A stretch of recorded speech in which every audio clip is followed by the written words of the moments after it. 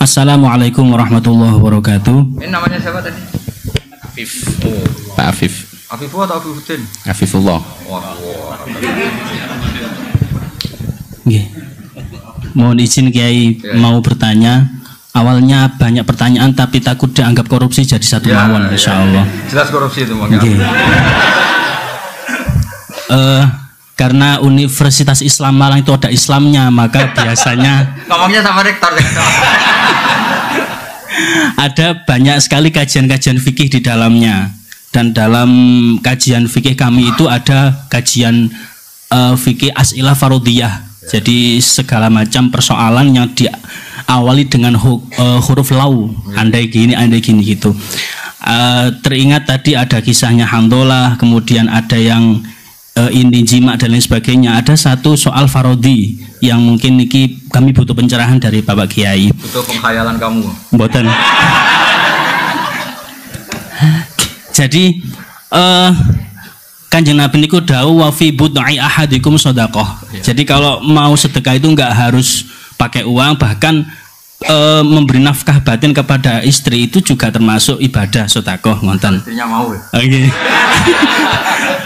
Nah, ada soal farodhi niku ngenten. Itu kan ngasih nafkah batin ke istri kan ibadah. Kemudian mendengarkan rekaman. Ya, kalau istrinya nolak berarti nolak ibadah ya maksudnya. Mboten. Kalau farodhinya ngenten Yai.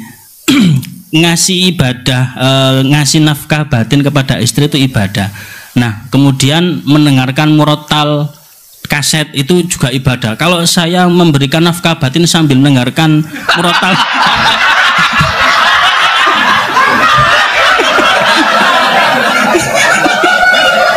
nah ini tuh gimana hukumnya nonton? Kan sama-sama ibadah nonton. Pahalanya double. Turun. Sampun.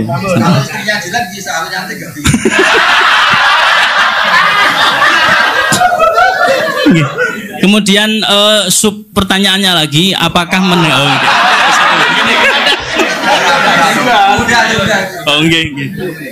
jadi murotal tadi apakah wajib kita mendengarkannya ngonten?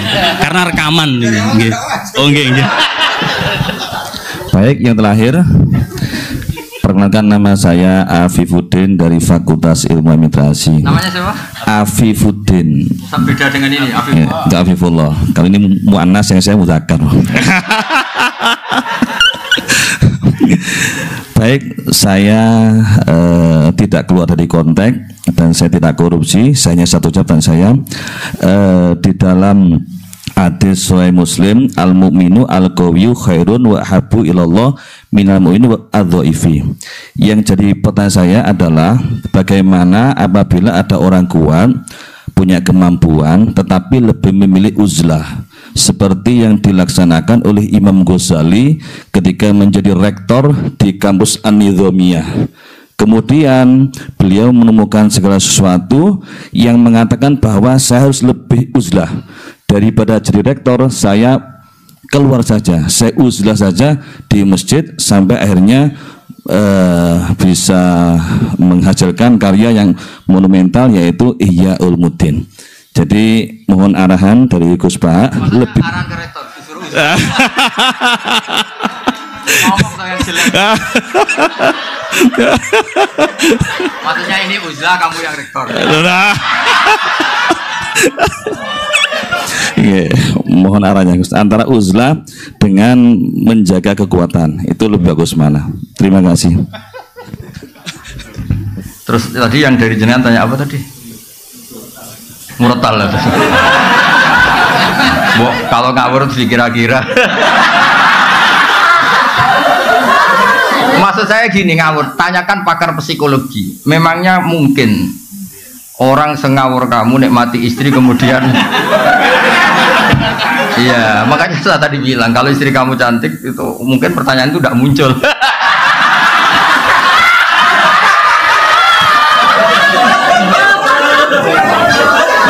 karena sambil kecewa makanya sambil bisa mendengarkan. Ya kan, karena sambil kecewa makanya sambil bisa mendengarkan. Tapi kalau all out nggak bisa ya. Ya makanya pertanyaan tadi itu kadang-kadang ngawur itu ya penting. Jadi itu kan sebetulnya hadis itu bukan untuk tadi untuk fardiyah tadi untuk pengandian itu. Bukan untuk pengandian. Nabi itu ingin semua kebaikan sebenarnya mudah, keseharian kamu itu sudah ibadah. Termasuk ngumpulin apa? Istri. Nah itu Nabi itu hanya ingin cerita tentang betapa mudahnya masuk surga. Makanya saya itu termasuk kiai yang menyetujui itu. Masuk surga itu gampang. Saya sering bilang ke jamaah saya, surga itu kan kamu sudah dikasih kuncinya, miftahul jannah la ilaha illallah. Neraka kamu tidak punya kuncinya kok bisa masuk. Harusnya orang itu nggak bisa masuk neraka karena nggak megang apa? Kuncinya. Kita ini kan hanya pegang kunci surga. Tapi ada orang kiai yang bantah, Gus, mungkin neraka tanpa pintu. Jadi blank-blank saja. Terus saya bilang, tapi saya tidak tahu alamat neraka, saya tidak tahu. Yang saya tahu alamat surga. Makanya saya sampai sana. Kalau kamu mungkin tahunya alamat neraka, makanya kamu sampai sana. Ya kan jelas kan miftahul jannah. Orang sudah pegang kunci kan menang ayam sudah. Apalagi kita ya kan orang pesantren sering tahlilan, kuncinya banyak itu. Mau lipat pintu mana kan kita sering. Ya kan kita kan sering tahlilan itu kuncinya kan. Jadi Nabi itu di hadis wa fi buti ahadikum sadaqah itu Nabi ingin memberi contoh segampang itulah apa masuk surga. Terus ya tadi yang Abi Budin tanya apa? Bagaimana uzlah dengan ngomongnya sama rektor.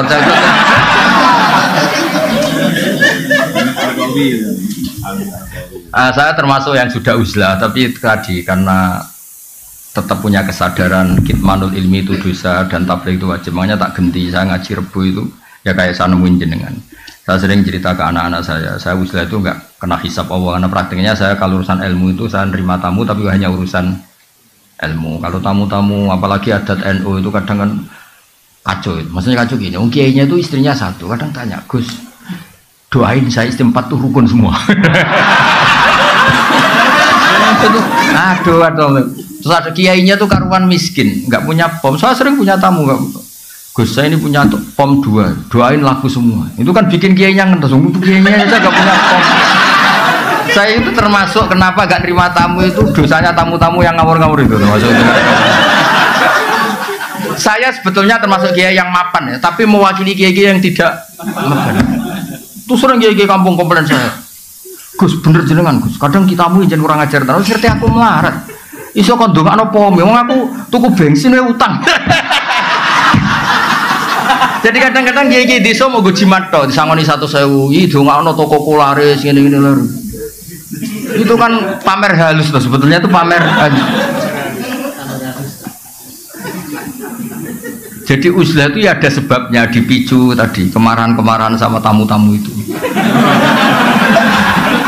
Lah tamu kok sopan tuh gimana? Tema yang nentukan dia. Kita yang punya rumah mungkin kan punya masalah keluarga, tapi tamu itu kan yang menentukan tema. Iya saya mau nikah lagi, doain 2 istri saya rukun. Begini ini kan yang ngenes. Kadang istri satu saja mendekati cerai kok ada orang. Itu kenapa? Oh iya kan ngawur betul itu tamunya itu. Jadi saman kan gak rasanya jadi kiai itu kalau tamu itu macam-macam.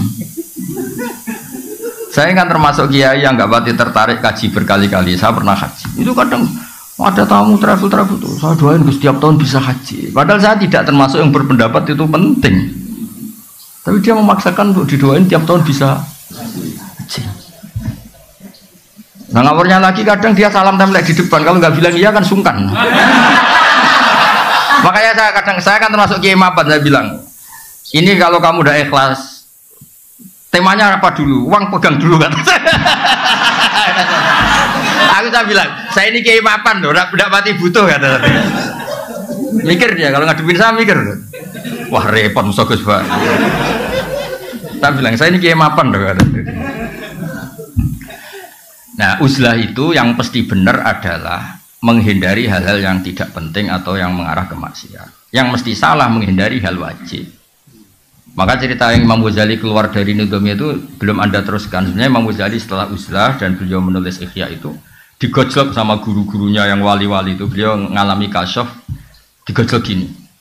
Enak-enakan kamu di sini. Dulu orang-orang baik itu wa'udhu fisabili, disakiti ketika berjuang belain saya. Nabi ditanya orang-orang Bedui, kadang menyakitkan pertanyaannya apa. Kalau kamu di sini enggak mengalami wa'udhu fisabili, makanya terus beliau kembali tapi tidak jadi rektor, terus bikin madrasah 2, yang depan madrasah fikih, yang belakang madrasah tasawuf, khonikoh namanya itu. Jadi akhirnya beliau kembali tapi enggak jadi apa rektor, tapi tetap apa ngajar. Jadi kalau ke depan tuh ngajar apa fikih, kalau belakang ngajar thariqah kalau di Indonesia. Jadi nak negeri istighosah, nak ngarep hada halal, hada haram. Kira-kira gitu. Jadi saya juga melakukan itu. Saya ini sudah uzlah, tapi kalau ada ngaji satu ngaji. Saya tuh kalau ngaji Jalalain itu setengah 12 sampai setengah 4 biasa saya berjam-jam. Karena ngafaroi saya sudah tidak bisa nerima tamu. Tapi saya pastikan asal usul pemicunya itu tamu-tamu tadi yang saya sebut itu. Saya tidak pernah berdoa mereka dimaafkan Allah, sudah gak apa-apa. Dimaafin apa enggak gak penting. Tapi saya yakin Allah itu memaafkan itu. Sudah gak usah didoain tapi nanti Allah maafkan. Karena kelirunya juga keliru-keliru yang lucu aja. Saya pernah marahin tamu sampai sekarang ingat, dan marah saya pasti didengar Allah meskipun saya ada perempuan. Gak yang bisa tidak. Ada tamu, anaknya itu ganteng resi. Ini penting, kata ganteng juga penting karena ini kasusnya dia itu gak punya apa-apa. Dia ganteng resi, tanya. Kebetulan pas surup, orang Jawa kan sandiolo, surup itu kan sandiolo. Surup-surup saya itu masih open house pas itu, masih nerima tamu. Gus, saya dari daerah ini gini. Kebetulan orang Padi yang sekarang baru rame itu, kebetulan dia orang tapi ya kebetulan aja. Gus, gimana hukumnya lelaki yang marah sama istrinya terus bilang kamu itu tidak istri saya? Saya pertama masih datar, sekitar tahun 2006 kalau masih terbuka. Bapak baru wafat, saya ngiyai kan baru 2005, ngiyai beneran resmi itu. Bapak wafat 2005, terus belum wafat beliau ke Jogja minta saya pulang. Jadi bapak saya itu meninggalnya tertib sekali. 1 bulan sebelum meninggal tuh kayak sudah kerasa. Wes, mulai hak ngenteni aku katanya. Alhasil terus, gimana hukumnya suami yang bilang istrinya kamu tidak istri saya ketika marah karena kecewa. Saya masih datar, Pak Rektor. Kamu kenal orangnya, kenal Gus. Coba telepon, saya mau tanya. Enggak usah Gus. Loh, enggak, saya mau tanya. Enggak usah Gus, mulai ada. Wah, saya marah terus. Wong saya mau tanya kok kenapa kamu enggak usah? Betul penting Gus, penting jenengan jawab. Tamu udah kurang ajar betul itu. Oh, saya tambah marah. Tapi kan saya marah tetap Islami. Saya kan kiai beneran bukan. Terus saya mulai marah gini. Ngomong seperti itu kalau di bab tolak itu namanya kinayatut tolak. Kalau kinayah itu butuh niat, maka saya konfirmasi ke orangnya niatnya itu cerai apa enggak. Karena kalimat itu kalimat apa? Kinayah itu butuh niat, makanya mau saya tanyakan orangnya. Ternyata apa dia bilang? Niku kulo. Terus dia cerita, saya ini santri ganteng bro, untuk neng. Jadi saya itu getun ngomong gitu, karena saya jadi Gus ya karena dapat dia. Jadi dia bilang saya santri ganteng terus dapat nengnya. Kalau cerai betul Gus, nasib saya selesai. Ya jenis Gus naturalisasi tadi. Akhirnya saya tuh kan tadi saya bilang kan saya ini kiai itu terbaik, tak tunjukkan takbir di I'ana. Termasuk kinayatut tolak itu lasti bizaujati. Ada orang ngomong lasti bisa kamu itu tidak istri saya. Karena bisa saja niatnya itu lam tu amilni muamalataz zauja. Kamu tidak memperlakukan saya sebagaimana istri. Jadi tidak sampai kotu ala kotin neka. Ya seperti terus di I'ana dicontohkan kama qala rajulu libnihi lasta bibni. Ada orang lelaki marah, kowe ora anakku, maksudnya ora anakku. Wong kok mangkel wong tua. Tapi kan dia juga gak ingin kalau anaknya kabur kan. Ketika kamu bilang kamu tidak istri saya itu ingin kamu apa? Ya ben ngergani kula kok ora kok sampai apa? Cerai. Ya berarti tidak cerai itu masih kinayah. Itu jubalin nek kelakuan ngene wae lho. Ngel-ngelo wong ngandani wong ora oleh nelpon lho. Ngapunten mbahmu.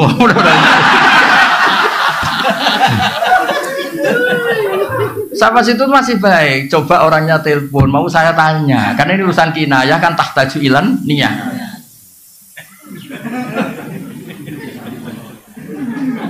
Dia boten usah Gus, dia malah menggurui saya. Ndak usah Gus. Ndak usah gimana? Ndak usah Gus. Saya akhirnya nerangkan lafadz itu kinayah. Jadi saya butuh konfirmasi niatnya gimana. Lagi dia ngaku niku kula. Andai kan sudah peristiwa rame ini di TV, dasar wong padi gitu. Untung belum rame yang sekarang itu. Wah, akhirnya ya terus ada adzan maghrib, udah pulang-pulang, takok wae suruh ribet teman. Jadi maksud saya tadi ya, saya mohon yang di Sulisma yang nekuni fikih itu kalau perlu gajinya dinaikkan Pak Rektor yang nekuni. Karena sudah pakai nama I itu apa? Ya kan sudah pakai nama apa? Islam. Itu kan kasihan I-nya kalau. Terus saya mohon tema yang diangkat yang sering itu yang berdoa ini kayak tadi sahnya tolak tidak, karena ini penting. Kadang-kadang karena kampus itu urusan kampus besar, terus temanya itu global, di dalamnya enggak. Kadang-kadang kan ya tadi gimana fenomena Wahabi, Salafi, Syiah itu berapa kelompoknya. Dia ngerti Syiah itu organnya gini-gini, terus Wahabi gini. Di kampungnya dia gak siapa tahlil RT aja gak laku dia. Itu akhirnya dia tidak punya kemampuan dakwah sebenarnya, tidak bilisani kaum ini.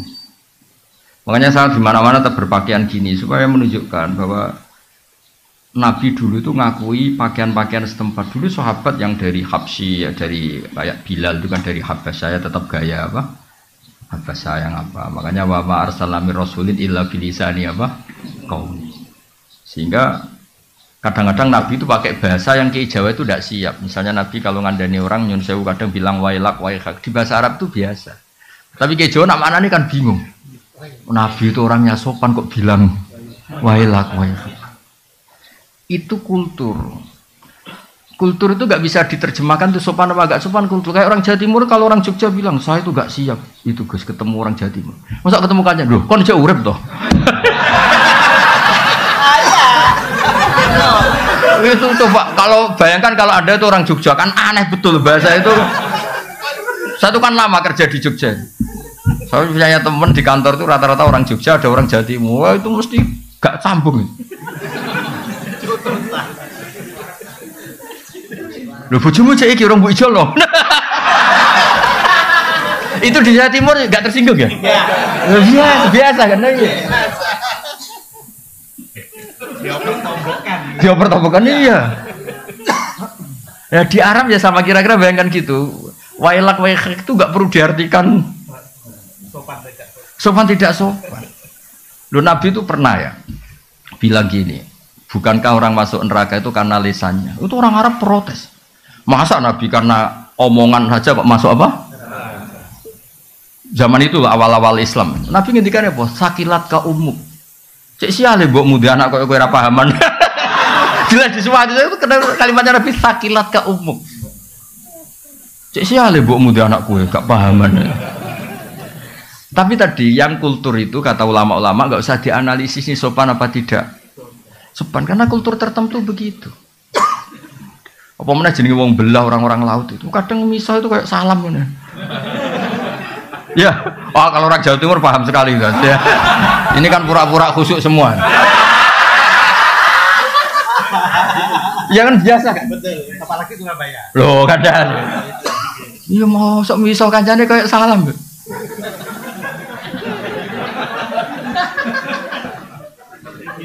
Loh, iya kan?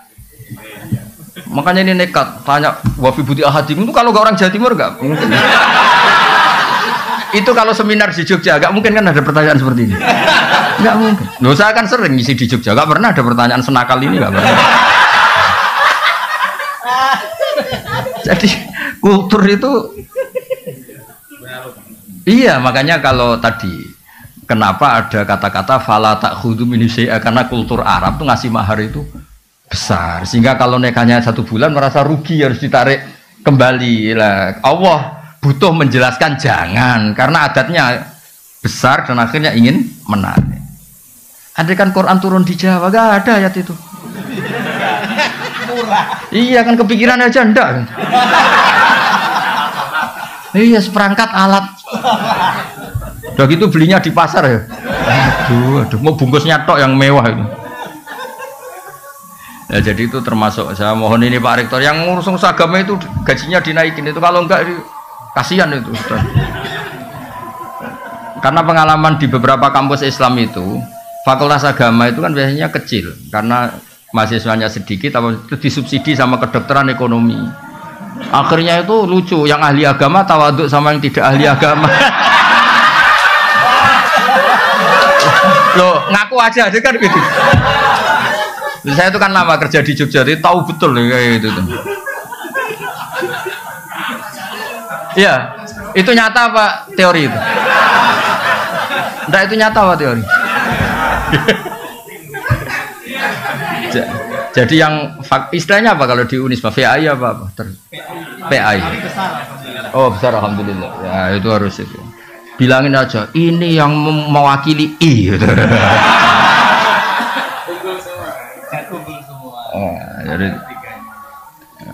Jadi harus serius itu sangat. Ya ngoten mugi-mugi barokah. Assalamualaikum warahmatullahi wabarakatuh.